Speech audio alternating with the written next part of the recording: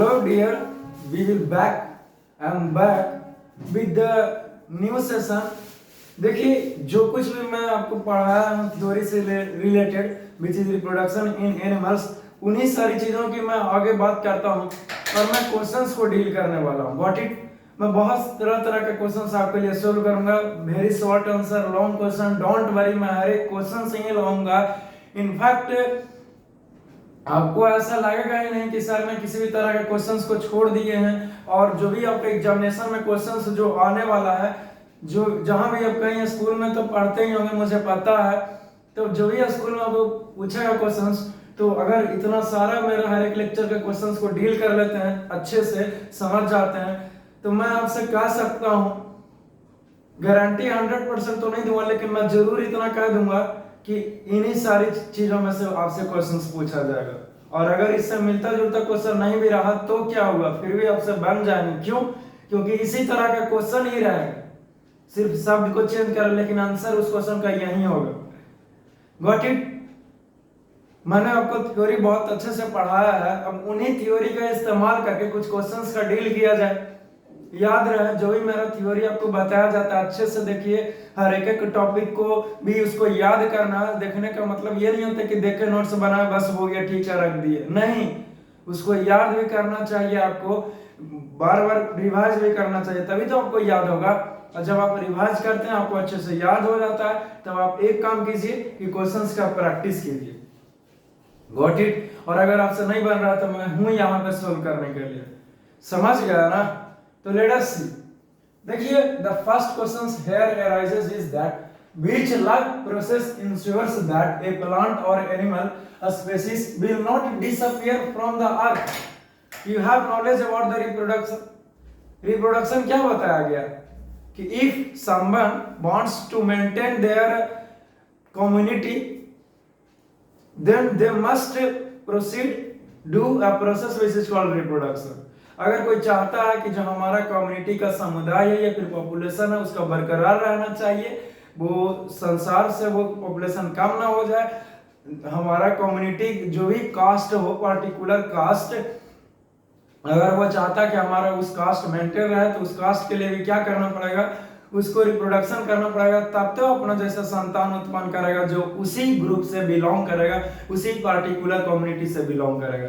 समझ गया ना? तो खुद बताइए कि उस स्पेसीज को, उस या फिर प्लांट का स्पेसीज हो चाहे एनिमल का स्पेसीज हो, उसको वो चाहता है कि वो विल नॉट डिसअपियर, इस संसार से खत्म नहीं होवे, तो कौन उसको बचा सकता है? तो रिप्रोडक्शन करेगा, क्योंकि नया संतान को उत्पन्न होगा, फिर वो मर भी जाएगा लेकिन फिर भी उसके जैसा रहेगा जो उसी कास्ट से बिलोंग करेगा, उसी कम्युनिटी का होगा। समझ गए? तो इसका आंसर होगा पहला का, लिख लीजिएगा आप लोग, अच्छे से ध्यान दे दीजिए। फर्स्ट का आंसर हो जाएंगे reproduction. Got it? Got it. अब चलो देखते हैं second question. What is the name of the reproductive process? Reproductive process का क्या नाम है? क्वेश्चन नहीं ना समझ में आया, क्योंकि क्वेश्चन दरअसल में ए एंड बी है। ए बी जब प्रक्रिया हो रहा है रिप्रोडक्शन में, तो उस प्रक्रिया का क्या नाम है आपको बताना है डियर। Got it? तो पहला है कि विच इन्वॉल्व्स टू पेरेंट, जब दो पेरेंट को इन्वॉल्व करेंगे तब उसका नाम रिप्रोडक्टिव प्रोसेस का, उस रिप्रोडक्शन प्रोसेस का क्या नाम होगा जब दो पेरेंट के द्वारा किया जाएगा। तो दो पेरेंट के द्वारा हमेशा सेक्सुअल रिप्रोडक्शन होता है, और जब विच इन्वॉल्व्स वन पेरेंट, और वन पेरेंट रहेगा तो एसेक्सुअल, क्योंकि क्या बताते हैं सेक्सुअल के definition, the production of new offspring from a single parent is called asexual reproduction. If a single parent involves only one parent, that means single parent? No. Yes. So this is the process, reproductive process. Name of the reproductive process or reproduction is that asexual reproduction, and this one is the sexual reproduction, because here is the combination of two parents. No. Yes. तो लिख लेगा, यानी कि दूसरा के पहला का answer हो जाएगा डियर, और वो ये है कि दो पेरेंट इन्वॉल्व करता है तो उसको सेक्सुअल रिप्रोडक्शन बोलते हैं। तो लिख लीजिए सेक्सुअल रिप्रोडक्शन। और दूसरा पता चल ही गया होगा बी में क्या है, एसेक्सुअल है और कैसे।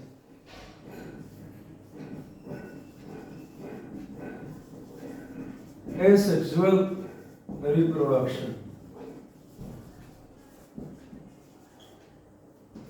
समझ गया ना? चलिए अच्छी बात है। अब नेक्स्ट क्वेश्चन की ओर मूव करेंगे, बट उससे पहले मुझे इतनी सारी चीजों को मिटाना पड़ेगा, इसीलिए अगर आप नहीं लिखे हैं तो मेक श्योर कि इसे आंसर्स को आप लिखे हैं अच्छे तरीके से, गॉट इट। इसे लिखे फौरन से, यहाँ जैसे लिखे हो यहाँ पे वैसे ही लिखेगा, 2 का ए एंड 2 का बी। ए बी अगर अब 2 यहाँ देते हैं और अगर 2 यहाँ नहीं देते हैं सिर्फ बी लिखते हैं तो कैसे पता चलेगा कि इस 2 के बी का आंसर है? इसीलिए आपको हमेशा ख्याल रखना चाहिए, मैं बार बार बोलता हूँ।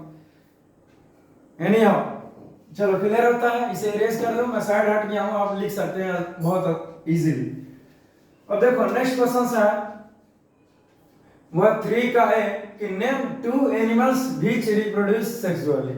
आपको केवल और केवल 2 जानवरों का नाम बताइए जो सेक्सुअल रिप्रोडक्शन करते हैं। तो बहुत सारा है जी, कैट हो गया, डॉग हो गया, ह्यूमन बीइंग्स हो गया, किसी का 2 चाहे ना दो लेकिन ह्यूमन बीइंग्स का तो एग्जांपल देना पड़ेगा। तो 3 का ये हो गया, तो 3 का ए का आंसर 2 वो एग्जांपल केवल और केवल पूछा है, याद रहे वेरी शॉर्ट आंसर टाइप है, इसीलिए इसको लैंग्वेज बनाने की कोई जरूरत नहीं, डायरेक्ट आप आंसर ही लिखिए।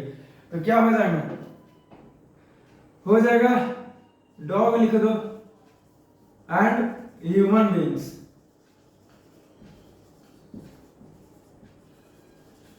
चलो ठीक है, 2 एग्जांपल खाता। Name 2 animals which reproduce asexually. 2 animals का नाम बताइए जो एसेक्सुअली रिप्रोडक्शन करता हो। तो बहुत सारा बर्डिंग हो गया, एमीबा हो गया, नहीं हाइड्रा हो गया जो बर्डिंग के थ्रू करता है, और एमीबा हो गया जो बाइनरी फिजन करता है। तो 3 का बी का आंसर ना बताइए सर। अरे तो आंसर तो बोल दिए जी, हाइड्रा एंड बर्डिंग। हाइड्रा 2 ऐसा जानवर का नाम बताइए एनिमल्स का या फिर ऑर्गेनिजम्स का जो एसेक्सुअली करता हो। तो हाइड्रा हो जाएगा, और क्या हो जाएगा, तो एमीबा हो जाएगा, और भी बहुत सारे हो जाएंगे, राइजोपस हो जाएगा, और भी हो सकता है, प्लानेरिया हो जाएगा, कुछ भी लिख सकते हो। तो मैं यहाँ पे लिखता हूं, वो ये है एमीबा, एमीबा एंड प्लानेरिया, ठीक है ना? अच्छी बात है, और चाहे हाइड्रा भी लिख सकते हो, वो भी करेक्ट है। चलिए इसे भी फौरन से 3 का ए और बी का आंसर मैंने यहाँ पे कंप्लीट किया है, आप इसे फौरन से कंप्लीट कीजिए। रहने देता हूं, मैं इसे इरेज नहीं करता हूं। आप एक मैं काम करता हूं कि मैं इधर भी तो आंसर लिख सकता हूं ना, है ना जी? Next question, state whether human beings reproduce by sexual method or asexual method. आपको बताना है महाशय कि हम लोग जो है वो रिप्रोड्यूस, हम लोगों का जन्म हुआ सेक्सुअली मेथड का इस्तेमाल करके हुआ है कि एसेक्सुअल रिप्रोडक्शन करके हुआ। तो कभी भी एसेक्सुअल रिप्रोडक्शन कैसे ह्यूमन बीइंग्स करेगा, क्योंकि ह्यूमन बीइंग्स जो है वो सेक्सुअल रिप्रोडक्शन करता है। तो हम लोगों का जन्म भी हुआ है सेक्सुअल रिप्रोडक्शन कर करके, तो लिख देंगे कि सेक्सुअल है भाई, है ना? यहां पर लिख रहा हूं मैं, ठीक है? 4 का आंसर, हाँ ठीक है सर लिखिए। तो लिख देंगे सेक्सुअल मेथड, मेथड ही ना पूछा, सेक्सुअली कि asexually, reproduce sexual method or asexual, तो सेक्सुअल मेथड है भाई। चलिए अच्छी बात है। Next questions 5, which type reproduction involves gametes. ये रिप्रोडक्शन का कौन सा ऐसा टाइप है या फिर कौन तरीका है जिसको में गैमेट का फॉर्मेशन होगा, गैमेट उसमें इन्वॉल्व होंगे। तो सेक्सुअल रिप्रोडक्शन में गैमेट का होता है, फ्यूजन होता है, इन्वॉल्व्स गैमेट फॉर्मेशन होता है, और डज नॉट इन्वॉल्व्स गैमेट। तो ये सेक्सुअल में गैमेट्स का क्या लेना देना है, ठीक है ना? क्योंकि वहां पे फ्यूजन ही नहीं होगा तो गैमेट कैसे फॉर्मेशन होगा? गैमेट का फॉर्मेशन होने के लिए हमेशा क्या बोले आपसे कि फ्यूजन होना चाहिए। तो ठीक है, गॉट इट, ये हो जाएगा इन्वॉल्व्स गैमेट्स। तो sexual reproduction, which type of reproduction, तो सेक्सुअल रिप्रोडक्शन। तो 5 का एक आंसर लिख रहा हूं, सेक्सुअल रिप्रोडक्शन।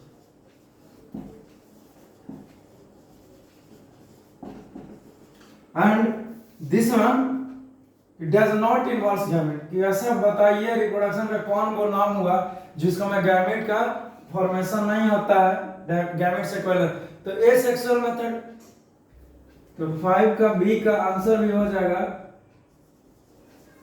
यहां भी आंसर लिख लीजिएगा, समझे ना, वो हो जाएगा ए सेक्सुअल रिप्रोडक्शन।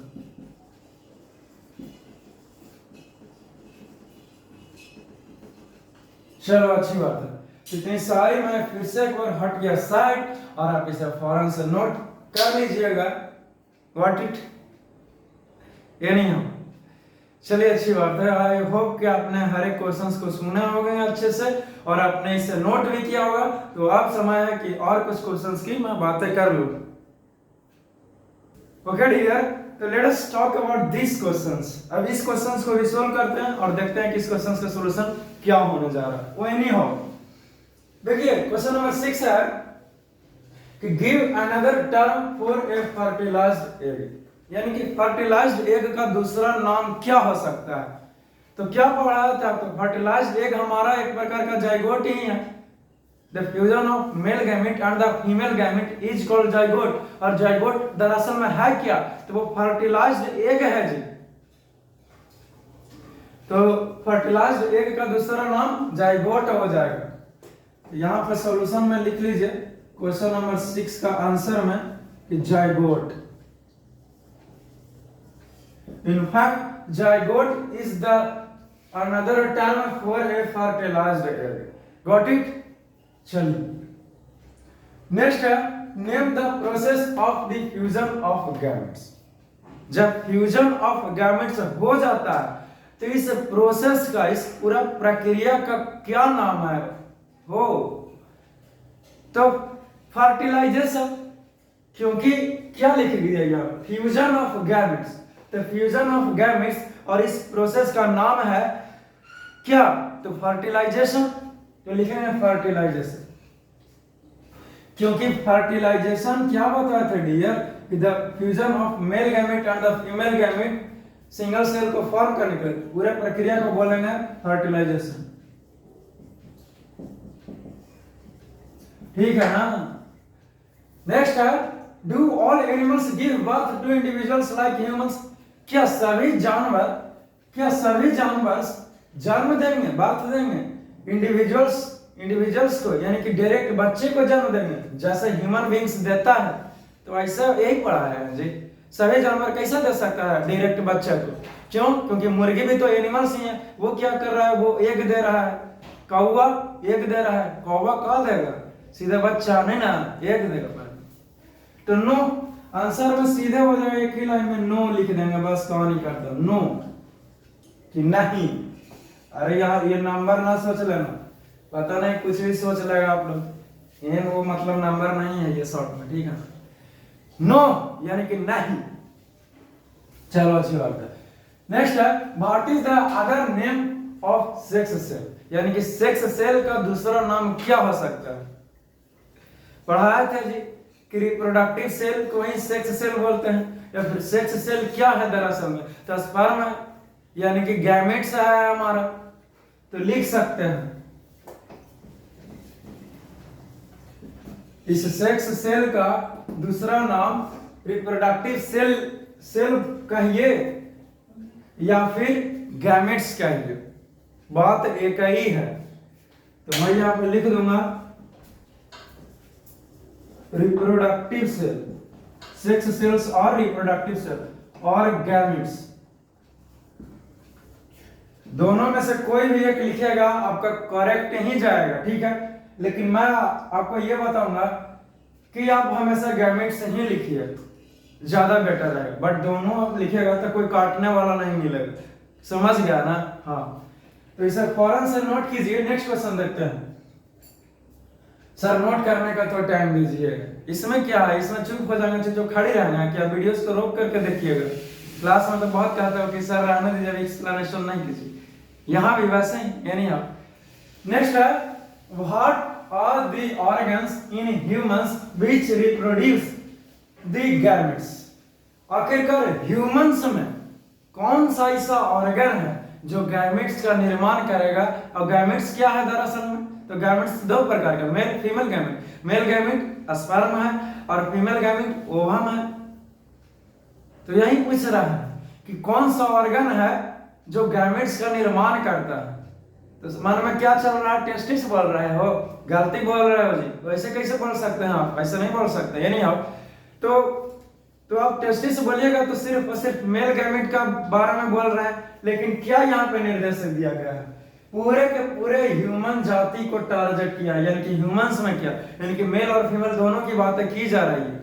तो एक लाइन में ऑर्गन हो जाएगा, वो है गोनैड्स। गोनैड्स लिखना पड़ेगा आंसर। तो कौन सा ऑर्गन है गैमेट्स का निर्माण करता है, तो गोनैड्स ऑर्गन, गोनैड्स, गोनैड्स, ये नहीं है। अब तुम्हारे मन में यही चल रहा होगा ना कि गोनैड्स क्या हो गया सर। देखो, जो मेल रिप्रोडक्टिव सिस्टम है हमारा और जो फीमेल रिप्रोडक्टिव सिस्टम है उसका नाम है गोनैड्स, ठीक है। अब गोनैड्स बोल देते हैं तो रिप्रोडक्टिव सिस्टम से संबंधित है कि भैया उसी में टेस्टिस आ गया, उसी में ओवरी भी आ गया, वो हमारा गैमेट्स का निर्माण करता है। तो पता चल गया ना कि गोनैड्स क्यों लिखे हैं। हाँ, ये नहीं हो, इसे फौरन से नोट कीजिएगा। Got it. नेक्स्ट देखते हैं, what are the male gametes in human called.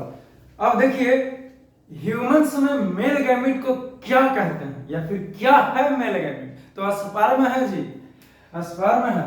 तो 11 का एक आंसर क्या हो जाएगा, वो स्पर्म हो जाएगा, स्पर्म्स। व्हाट इट, नाम सीधे से पूछा, what are the male gametes in human called.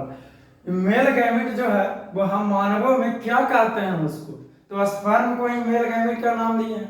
Next है कि name the organs which produces male gamete, यानी कि जो कौन सा ऑर्गन है जो मेल गैमेट का रिप्रोड्यूस करेगा। तो कुछ ही मन में चल रहा है ये गोनैड्स, नहीं गलती सोच रहा है, सिर्फ और सिर्फ यहाँ पे मेल गैमेट पूछ रहा है ना डियर। तो मेल गैमेट जो है वो हमारा टेस्टिस निर्माण करता है, because male gamete means sperm, तो स्पर्म रिलीज करेगा टेस्टिस। तो लिख देंगे आंसर में कि भाई साहब ना टेस्टिस है, अरे इस ऑर्गन का नाम है जी, ठीक है ना। चलिए, ये आपका कंप्लीट होता है आंसर, और आप इसे फौरन से टेस्टिस करेक्ट लिखे हैं। अब इसे फौरन से, लेकिन भरोसा ना करना, ये नहीं है, हम जस्ट किडिंग। इसे फौरन से नोट कीजिए। मैं इसे इतनी सारी चीजों को इरेज करता हूं और आपको कुछ नेक्स्ट क्वेश्चंस मैं बताता हूं। व्हाट इट, इसे लिख लिया हो ना, आई होप कि आपने लिखा होगा। देखो dear, now it's time to solve more questions. Got it, चलिए सॉल्व करते हैं। टेस्टिस का जो स्पेलिंग था वो कुछ ये होगा, TESTES, TESTIES लिखा है हमने ना, जो कहा था कि भरोसा ना करना। तो this is the correct spelling of testis, which is TESTES। Got it, तो करेक्ट कर लीजिएगा। एनी हाउ, देखते हैं क्या है। 12 का ये, what are the female gametes in humans called. Human beings में फीमेल गैमेट को क्या नाम दिए हैं। तो फीमेल गैमेट आखिरकार क्या है हमारा, तो ओवम है जी, या फिर एग का ये, तो एग है वो। तो क्या कहेंगे फीमेल गैमेट को ह्यूमंस में, तो ओवम कहेंगे। तो सर क्या 12 का एक आंसर ओवम हो जाएगा सर? हाँ बिल्कुल हो जाएगा। क्यों? क्योंकि फीमेल गैमेट का क्या है, फीमेल गैमेट ओवम है, ओवम को ही कहते हैं फीमेल गैमेट, ठीक है ना। चलिए, अच्छी बात है। नेक्स्ट है कि name the organ which produces female gamete. और आखिरकार फीमेल गैमेट को कौन सा ऑर्गन प्रोड्यूस करता है, तो ओवरी करता है। कौन? तो ओवरी करेगा। ओवरी रिलीज्ड ओवम और एग, यहां पे ओवम और एग भी लिख सकते हो, सब करेक्ट है। तो 12 का बी का आंसर हो जाएगा ओवरी। ओवरी इस बार करेक्ट है, ठीक है ना, क्योंकि ओवरी कहीं लिखे होंगे इसमें भी। ये डोंट वरी, ओवरी इस बार करेक्ट है, हाँ पक्का। यानी 13 name the organs which produce sperm in humans. Humans में कौन सा ऑर्गन है जो स्पर्म को क्या करता है, प्रोड्यूस करता है? ऑर्गन का नाम बताइए। तो testis. Name the organs which produce sperm in humans. तो टेस्टिस हो जाएगा 13 का आंसर।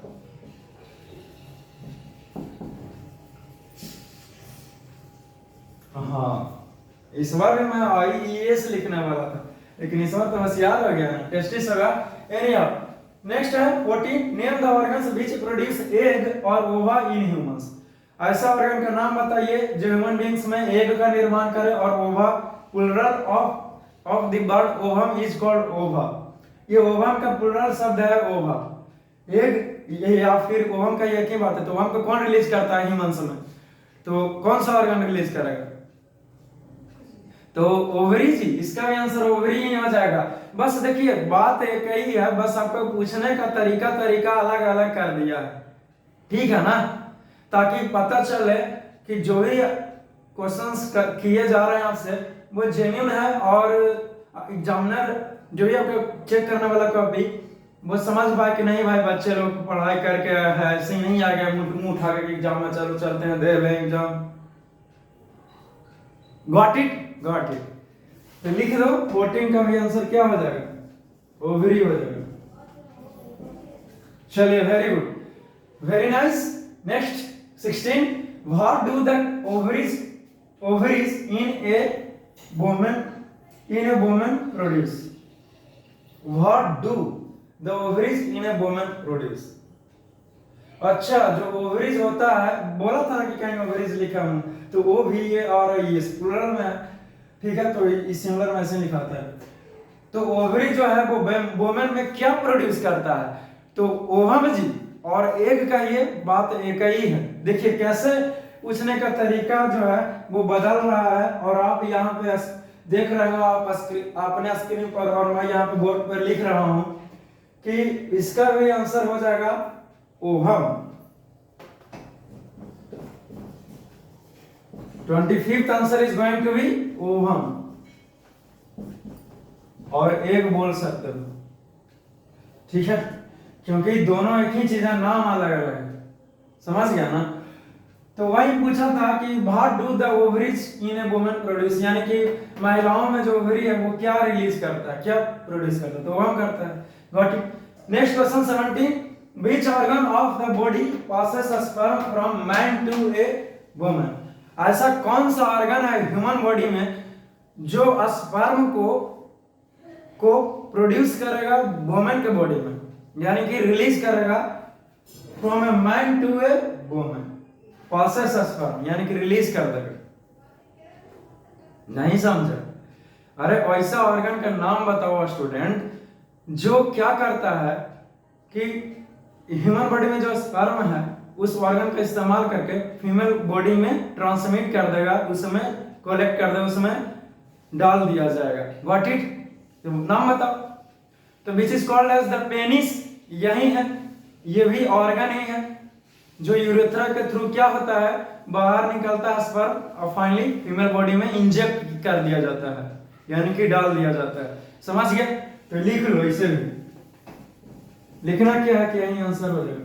तो लिखेंगे which is called as the penis, यही होता है, ऑर्गन है ह्यूमन बॉडी में, मैन में, जो इसके सहारे उस स्पर्म को कलेक्ट कर लिया जाएगा फीमेल बॉडी में। What it? एक लाइन में ये आंसर हो जाएगा, और आंसर को विथ यूरेथ्रा से ही होगा,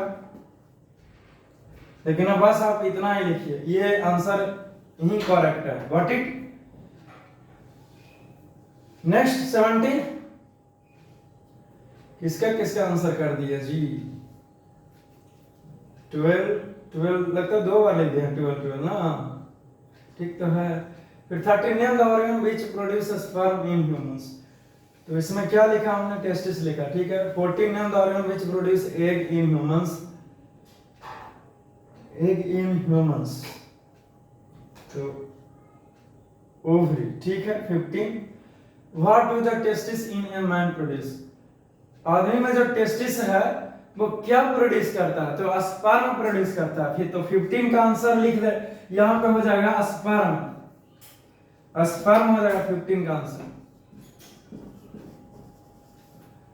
डोंट वरी, फिर से एक बार देखेगा, टेस्टिस जो है वो मैन में क्या प्रोड्यूस करेगा? तो स्पर्म प्रोड्यूस करेगा, तो स्पर्म लिख लिए। ये तो आपको समझाया हुआ कि ओवरी जो है वो वुमेन में क्या रिलीज करता था? ओवम को। तो ये हो जाएगा 16 का आंसर क्या हो जाएगा? ये ओवरी क्या होता है बोलो, अभी बताया था ना, लिख देना ओवम या और एग करिए। और ये क्वेश्चन 17 तो बता ही दिए, तो इसका आंसर भी लिखा ही दिए थे, बस नंबरिंग में यहाँ पे गड़बड़ हो गया आपको समझाते समझाते। तो ये हो जाएगा, क्या हो जाएगा? चलो ठीक है, बार बार बोलने की क्या जरूरत है, आपने खुद लिख दिया, पढ़ के बोल सकते हो, 10 बार बोलो 50 बार बोलो, कौन रोकने बोला है? नहीं, ठीक है ना? तो देखिए इतनी सारी क्वेश्चंस को मैंने डील किया है और हर एक का आंसर यहाँ पे लिख दिया है, जो कि एकदम सिस्टमैटिक तरीके से लिखा, और हर एक सॉल्यूशंस इज द कंपलसरी है। अब हर एक क्वेश्चंस को बनाइए अच्छे से। मैं एक बार साइड हट जाता हूँ, आप फौरन से इसे अच्छे से लिखिएगा ताकि किसी भी तरह का कोई कंफ्यूजन नहीं। Got it? आई होप कि आपने इतनी सारी क्वेश्चंस को डील किए होंगे, मेरे साथ साथ आपने समझने का प्रयास किया होगा। Got it? तो नेक्स्ट क्वेश्चंस की ओर मूव करता हूं। देखो dear, now it's time to solve this particular questions. अब इस क्वेश्चंस को डील करते हैं और आपको बताता हूं एक एक चीज डिटेल में और एक्सप्लेन करता हूं कि क्यों आंसर वो होगा। देखिए question number 18, in which female reproductive organ does the embryo get embedded? जो फीमेल का कौन सा रिप्रोडक्टिव ऑर्गन का नाम बताइए जिसमें एम्ब्रियो जो है वो क्या करता है? एम्बेडेड यानी कि चिपक जाता है। जब एम्ब्रियो का निर्माण होगा फीमेल के बॉडी में, तो एम्ब्रियो जो है वो कहां जाकर के चिपकेगा बताइए? अच्छा मुझसे पूछ रहे हो, तो यूटेरस में, यूटेरस में जाकर के चिपक, यानी कि गर्भ में, गर्भाशय में। उसको इंग्लिश में क्या बोलते हैं? यूटेरस बोलते हैं ना। तो क्वेश्चन नंबर 18 का आंसर हो जाएगा यूटेरस। यूटेरस, यूटेरस का दूसरा नाम है इट्स द वॉम्ब, इंग्लिश में कहते हैं। ठीक है, next question, which stage comes earlier in the development of a human baby from zygote, foetus और एम्ब्रियो? नहीं समझे क्वेश्चन? डोंट वरी, मैं हूं ना। क्वेश्चन पूछा है कि जो which stage comes earlier, सबसे पहला स्टेज जो है वो कौन सा आएगा? कब? इन द डेवलपमेंट ऑफ ए, जब डेवलपमेंट हो रहा होगा, विकास हो रहा होगा ऑफ ए, तो किसका? तो ह्यूमन बेबी का, मानव के बच्चा का जो डेवलपमेंट हो रहा है, कहां से? तो जाइगोट से। फ्यूटस होंगे कि एम्ब्रियो होंगे? फिर से सुने, ह्यूमन बेबी तैयार होता है फीमेल के बॉडी में, तो ह्यूमन बेबी जो है वो उसको गर्भाशय में, यूटेरस में तैयार होने से पहले तैयार होगा जाइगोट से। सबसे पहले फर्टिलाइजेशन होता है, सिंगल सेल का निर्माण होता है, तब जाकर के जाइगोट का फॉर्मेशन होता है। Got it? तो जाइगोट से एक बच्चे में तकदीर होगा, तो सबसे पहला स्टेज कौन क्या आएगा? क्या वो सबसे पहले फ्यूटस के रूप में रहेगा या फिर एम्ब्रियो के रूप में रहेगा? तो आंसर है एम्ब्रियो के रूप में रहेगा। क्यों? क्योंकि पहले एम्ब्रियो बनेगा ना जी, फिर जाके फ्यूटस बनेगा। Got it? तो पहले एम्ब्रियो आएगा। कौन सा स्टेज आएगा सबसे पहले? जाइगोट से बच्चा बनने का प्रक्रिया में फ्यूटस पहले निर्माण होगा कि पहले एम्ब्रियो का? तो एम्ब्रियो का निर्माण होगा, क्योंकि एम्ब्रियो जो है यूटेरस में चिपकेगा, उसके बाद फ्यूटस होगा। Got it? तो एम्ब्रियो होंगे आंसर। क्वेश्चन नंबर 19 का सॉल्यूशन देख लीजिए, एम्ब्रियो। और मैंने आपको सिर्फ आंसर ही नहीं बताया, बल्कि मैंने आपको यह भी सिखलाया है कि एम्ब्रियो जो है वो कैसे होगा पहले। Got it? Next 20, name the technique which is used to help a woman with blocked oviduct to have a baby. कौन सा टेक्निक है? टेक्निक का नाम बताइए व्हिच इज यूज्ड, जिसका इस्तेमाल होता है किस लिए? टू हेल्प ए वुमन, एक महिला की मदद करने के लिए, विथ ब्लॉक्ड ओविडक्ट, जिसका फॉलोपियन ट्यूब जो है वो ब्लॉक हो गया या फिर जाम हो गया है, टू हैव ए बेबी, लेकिन फिर उसको बच्चा हो जाए। क्वेश्चन नंबर 20 फिर से सुनिए, जैसे कि फॉलोपियन ट्यूब जो है यानी कि ओवी डक्ट है वो तो चालू रहेगा तो एग का निर्माण होगा, फॉलोपियन ट्यूब में आ जाएगा, स्पर्म जाएगा, मीट होगा, फर्टिलाइजेशन होगा तो जाइगोट का निर्माण होगा। लेकिन मान लीजिए कि जो फॉलोपियन ट्यूब है वो ब्लॉक्ड हो गया है, यानी कि उसका जो रास्ता है वो बंद हो गया है, तो आप हमको से सिखाइए, बताइए कि कौन सा तरीका है कि उसको भी, उस महिला को भी बच्चे हो जाए, कौन सा टेक्निक का इस्तेमाल करते हैं, टेक्नोलॉजी जस्ट लाइक तो आईवीएफ टेक्नोलॉजी यानी कि इन विट्रो फर्टिलाइजेशन इसके लिए हेल्पफुल रहेगा इस महिला के लिए, यानी कि इन विट्रो फर्टिलाइजेशन उसके लिए इस्तेमाल करता हूं जो वुमेन बच्चा नहीं दे सकती है, यानी कि फॉलोपियन ट्यूब खराब हो गया तो कैसा होगा, तो इन विट्रो फर्टिलाइजेशन 20 का आंसर हो जाएगा। तो देख लो आंसर हो जाएंगे, लेकिन इन विट्रो फर्टिलाइजेशन,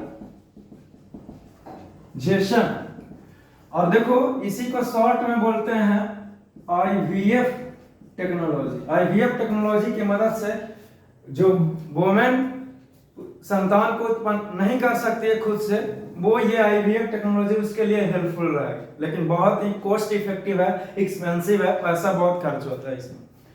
गॉट इट। तो इतने सारे सॉल्यूशंस को मैंने किया है, आप इसे फौरन से नोट कीजिएगा। नेक्स्ट पढ़ते हैं, right the full name of IVF. ओहो, आईवीएफ का सिर्फ फुल नेम लिखना है कि पूरा नाम लिखना, तो यही तो तुम्हारे सामने सॉल्यूशन है, ये है, तो लिख दो पकड़ करके। और क्या हो जाएगा, in vitro fertilization. Got it, बहुत इजी था ना। आईवीएफ का सिर्फ पूरा नाम लिखना है। देखिए तो ऑब्जेक्टिव क्वेश्चंस अक्सर इससे ही पूछते हैं कि आईवीएफ का full form which of the following is the correct full form of IVF, तो आपको लिखना पड़ेगा, यही होगा।